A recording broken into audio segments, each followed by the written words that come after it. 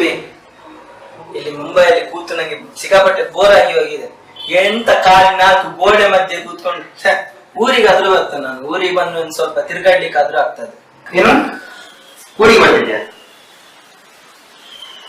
ವಿಶ್ವ? ಇಲ್ಲಿ corona outbreak ಜಾಸ್ತಿ ಪಾಸಿಟಿವ್ ಕೇಸ್ ಬರ್ತಾ ಇದೆ. ನಿಂಗೆ ಉಣ್ಣಕ್ಕೆ ತಿನ್ನಕ್ಕೆ ಕಷ್ಟ ಇದ್ರೆ ಕಾಣಿಸಲ್ಲ. ಅದು ಬಿಟ್ಟು ತಿರುಗಾಡೋ ನೆಪದಲ್ಲಿ ಬಂದು ಇಲ್ಲಿಯ ನೆಮ್ಮದಿ ಹಾಳು ಮಾಡಬೇಡ. ಬರ್ಬಾರ್ದು? ಯಾಕೆ ಬರ್ಬಾರ್ದು? ಇಲ್ಲ, ನಾ ಖಂಡಿತವಾಗಿ ಬರ್ತೇನೆ, ಬಂದೇ ಬರ್ತೇನೆ. ನಿನ್ನಾಗಿ ಇಲ್ಲಿ ಬಂದು ನನ್ನ ಅಪ್ಪನೇ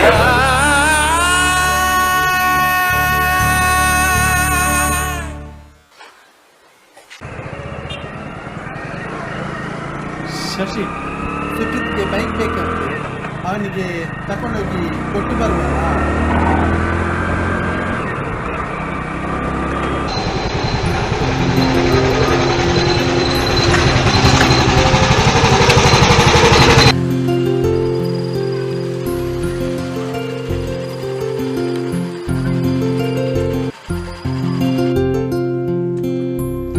ಜಸ್ಟ್ ವೇಟ್ ಮಾಡಿ, ಅಣ್ಣ ದುಬೈಯಿಂದ ಬಂದಿದ್ದಾನೆ, ಮಾತಾಡಿ ಬರ್ತೀನಿ.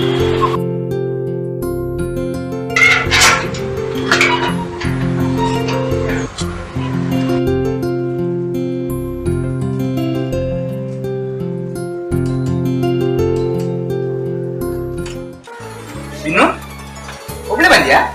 ಅವರಿಗೆ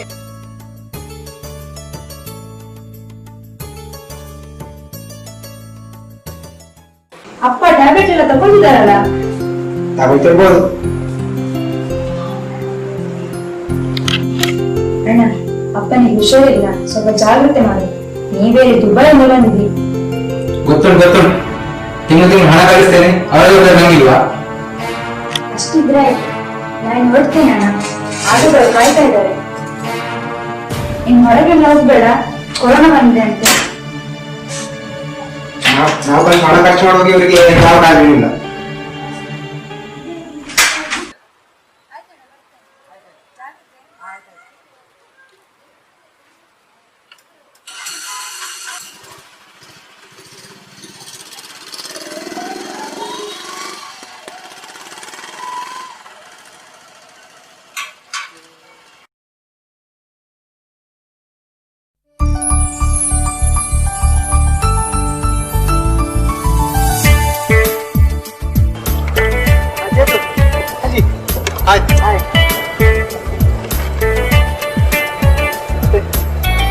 ಸಂಜೆ ಸಿಗುವ, ಬರ್ತೀವಿ.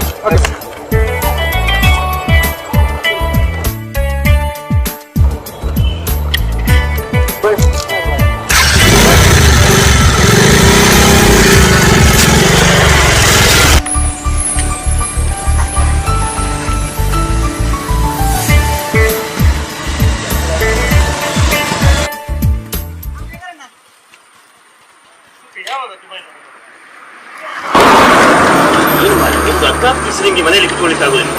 ಈ ರೀತಿ ಅದು ಕೂಡ ಈಗ ಕೊರೋನಾ ಕಾಲ ಮಾರೆ. ಸರಿ, ನಾನು ಸ್ಟ್ರಾಂಗ್ ಇದ್ದೀನಿ. ಯುವಕರನ್ನು ಹೇಳೋದು ಸರಿ ಕಣೋ.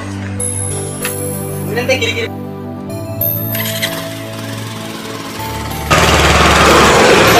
ಬುದ್ಧಿ ಹೇಳಿ ಏನು ಪ್ರಯೋಜನ ಇಲ್ಲದಿರಲ್ಲ.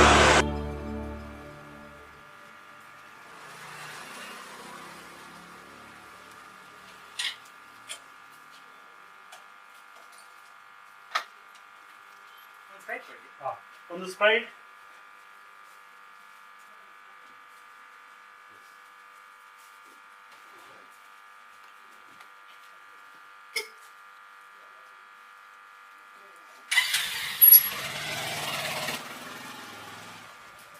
ಅನಂತಣ್ಣ, ಅದು ಹೋದದೀಗ ಸುಪ್ರೀತ್ ಅಲ್ಲ? ಹೌದು.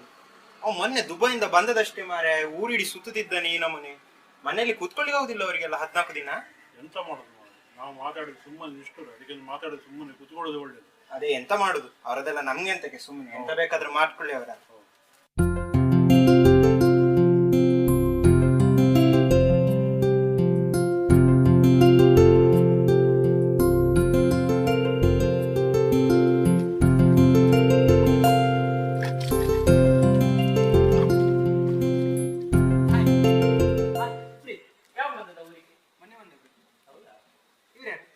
ನನ್ನ friend Kishan Yogish. Hi hi hi. Okay bye. ಅಲ್ಲ ಡಿ ದುಬೈಯಿಂದವಾ?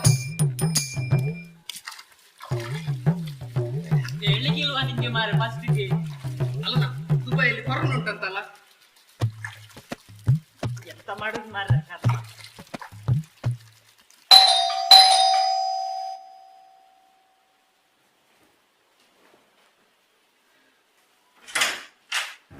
ಇಲ್ಲಿ ಸುಪ್ರೀತ್ ಅಂದ್ರೆ ಯಾರು?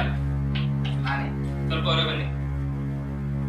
ಏನ್ರಿ ದುಬೈಯಿಂದ ಬಂದು ಹೊರಗಡೆ ಸುತ್ತಬಾರ್ದು ಅಂತ ಹೇಳಿದ್ರೆ ಕೇಳುದಿಲ್ವಾ? ಊರಿಡಿ ಸುತ್ತಾಡ್ತಿದ್ದೀರಂತ ಅಕ್ಕಪಕ್ಕದವ್ರು ಕಂಪ್ಲೇಂಟ್ ಮಾಡಿದ್ದಾರೆ. ಹೇಳಿದ್ ಕೇಳಿಕ್ಕಾಗ್ಲಿಲ್ಲ ಇದ್ರೆ ಯಾಕ್ರಿ ಊರಿಗೆ ಬರ್ತೀರಾ? ಸರ್ ಅದು ಆಗಲ್ಲ. ಕೊರೋನಾ ಹರಡಬಾರ್ದಂತ ನಮ್ಮ ಸರ್ಕಾರ ಇಷ್ಟೊಂದು ಪ್ರಯತ್ನ ಪಡ್ತಿದೆ ನೋಡಿ.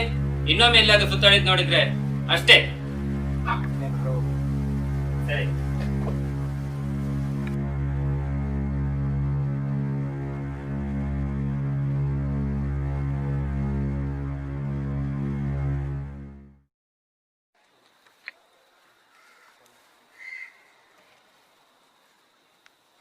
ಹಲೋ,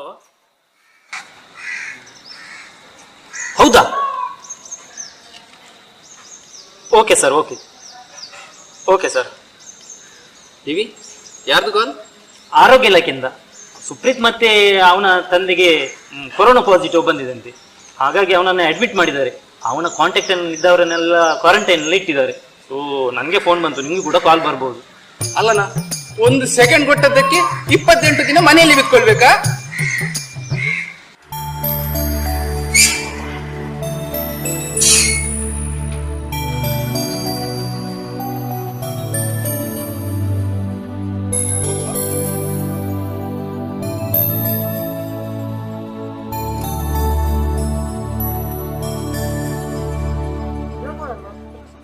ಹೌದು ಮಾರೆ, ನಾವು ಹೇಳಿದ್ದು ಕೇಳಲಿಲ್ಲ.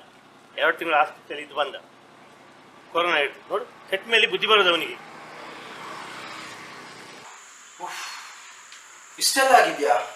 ಇದ್ರೆ ಖಂಡಿತ ಬಾ, ಯಾರು ಬೇಡ ಅನ್ನೋರು. ಆದ್ರೆ ಸರ್ಕಾರದ ನಿಯಮಗಳನ್ನು ಪಾಲಿಸ್ಕೊಂಡೆ ಬಾ. ಮತ್ತೆ ನಿನ್ನಿಷ್ಟ ಕಣ. ಇನ್ನೊಬ್ಬರ ಸುಖದಲ್ಲಿ ನಾವು ಸಂತೋಷ ಪಡ್ಬೇಕೆ ಹೊರತು ಅವರ ಸುಖವನ್ನು ನಾವು ಕಿತ್ಕೋಬಾರ್ದು ಅಲ್ವಾ? ಸಾರಿ ಸುಪ್ಪಿ, ನೀನು ಹೇಳೋದು ಕೇಳುವಾಗ ನಾನು ಇದೆಲ್ಲ ಮುಗಿಯೋವರೆಗೆ ಊರಿಗೆ ಬರ್ದಿರೋದು ಬೆಟರ್ ಅನ್ಸುತ್ತೆ. ನನ್ನ ಸಂತೋಷಕ್ಕೋಸ್ಕರ ಇನ್ನೊಬ್ಬರ ನೆಮ್ಮದಿ ಯಾಕೆ ಹಾಳು ಮಾಡಬೇಕು? ಇಲ್ಲ ಸುಪ್ಪಿ, ನಾ ಬರೋದಿಲ್ಲ, ನಾ ಬರಲ್ಲ. ಕೊನೆಗೂ ಅರ್ಥ ಮಾಡ್ಕೊಂಡಿಯಲ್ಲ? ಸರಿ, ನಾನು ನಿಮಗೆ ಆಮೇಲೆ ಫೋನ್ ಮಾಡ್ತೇನೆ. ಬಾಯ್.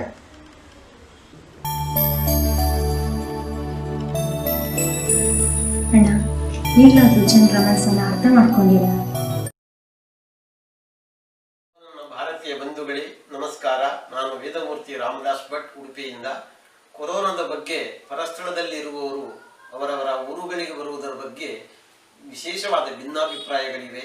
ಆದರೆ ತಾವು ದಯಮಾಡಿ ತಮ್ಮ ಕ್ಷೇತ್ರಗಳಿಗೆ, ತಮ್ಮ ಊರುಗಳಿಗೆ, ತಮ್ಮ ಮನೆಗಳಿಗೆ ಬರುವುದಕ್ಕೆ ಯಾರದೇ ಅಭ್ಯಂತರವೂ ಇಲ್ಲ. ನಮ್ಮ ಪ್ರಜಾಪ್ರಭುತ್ವ ರಾಷ್ಟ್ರದಲ್ಲಿ ಎಲ್ಲರಿಗೂ ಸಾರ್ವಭೌಮತ್ವ ಹಕ್ಕು ಇದೆ ಹಾಗೂ ವಾಕ್ ಸ್ವಾತಂತ್ರ್ಯ ಇದೆ.